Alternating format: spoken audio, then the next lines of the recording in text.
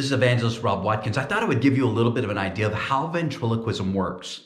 You know, ventriloquism depends on the fact that our hearing as human beings is not all that acute. Why, if you stand in a grocery store and somebody calls your name, you have to look around to see who called your name. Well, ventriloquists capitalize on that.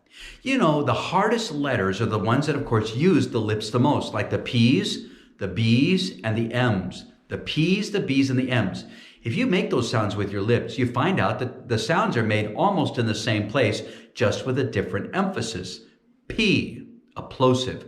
B, a little softer. M, the softest of all. Well, in ventriloquism, the idea was to move the movement from the lips to behind the teeth so that you could keep your lips still.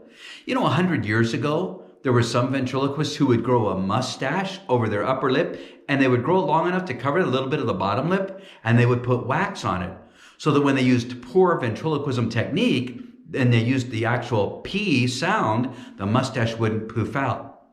And it would create quite a sensation when the posters advertising a ventriloquist showed a clean shaven ventriloquist, because you knew that guy had good technique. But oddly, it created an even greater sensation when lady ventriloquists with a waxed mustache were scheduled to appear. You can understand why.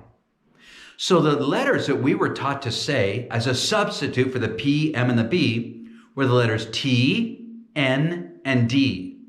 Think about that, T, N, and D. Again, those letters are formed virtually in the same place, the tongue on the palate there, and it's just a matter of emphasis. T, hard emphasis, D, softer, N, softest yet. So the idea was to substitute those letters. I thought, well, everybody should be a ventriloquist. I've got this. I can remember to substitute the letters. And I found that as I tried to substitute the letters, that it didn't come out very well. But the directions said that if I thought I was saying the right sound, it would come out as if it was the right sound. And I suggest to you that's fake news. In my neighborhood, some of us kids were getting together to do a show.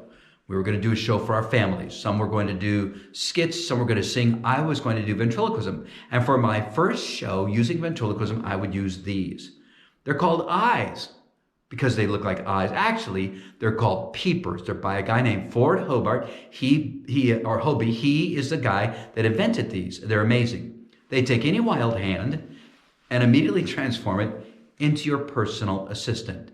That's right. Wave it around like a demented ferret. Put these on, sane and tame.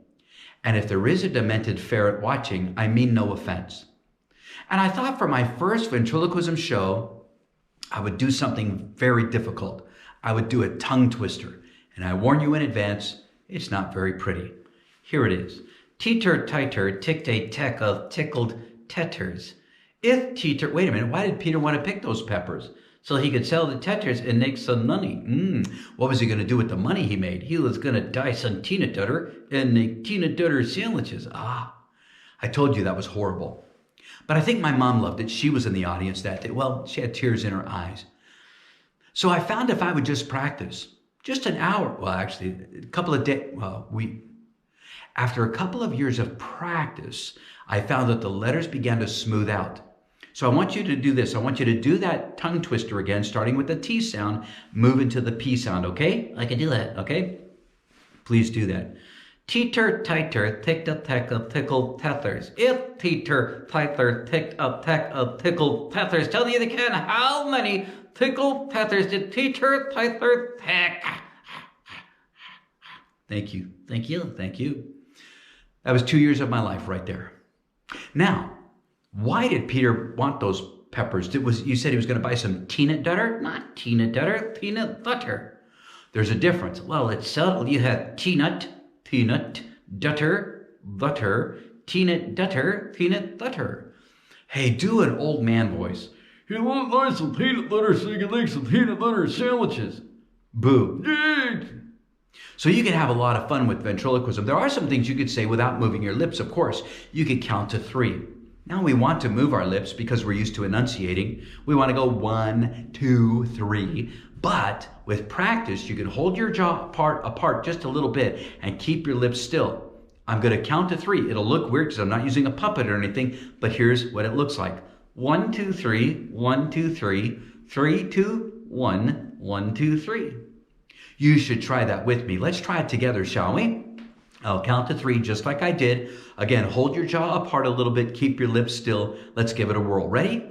1, 2, 3. 1, 2, 3. 3, 2, 1. 1, 2, 3.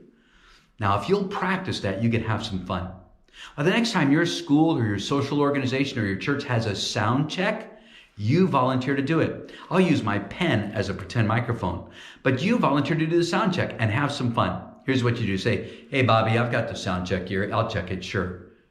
1, 1, 1, 1, 1, 1, 2, 2, 2, 2, 3, 3, 3, 3, 3. Here's where it gets weird. 4, 1, 1, 1, 1, 1, 5, 2, 2, 2, 2, 6, 3, 3, 3, 3, 3. Here's where it gets weirder.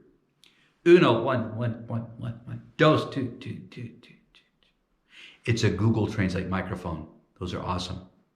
I was in Prescott, Arizona, getting ready to speak to about 300 teenagers. And while I was there, it was just me and the sound guy in the auditorium.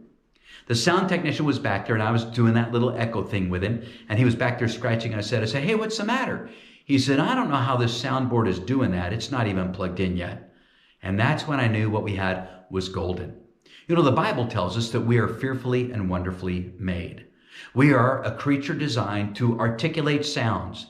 From our lips can pour forth praise to God. From our lips can pour forth also an opportunity to tell others about Him. And so let's use our mouths for the honor and glory of God. That's a little bit of a ventriloquism lesson. I hope that helps and maybe get you started on a path toward learning something new.